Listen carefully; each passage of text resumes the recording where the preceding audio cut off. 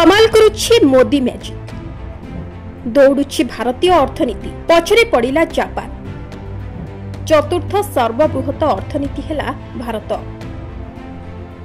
काम देलानी ट्रम्प का tariff policy प्रभावित करि पारिलानी वैश्विक युद्ध परिस्थिति तमाम प्रतिकूल परिस्थिति रे आगकु आगकु माड़ी चलुछि भारत।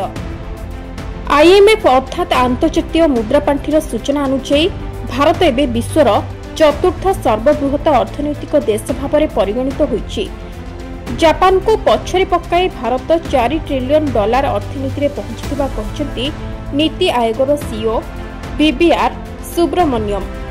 एबे भारत उपरे पर्यायक्रमे प्रथमे द्वितीय तृतीय स्थान रे रहिछंती अमेरिका चीन और जर्मनी।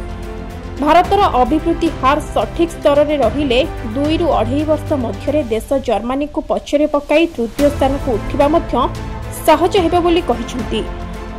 अमेरिका नुआ टैरिफ पॉलिसी सारा विश्व को ग्रास करिथिबा बेले भारत एथिरु निजको सुरक्षित भावे पृथक करी आगको बढ़ुछि, जहा डोनाल्ड ट्रम्प को गालरे एक शक्त चापुड़ा सदृश होइथिबा अर्थनीतिज्ञ माने मत दैछंती।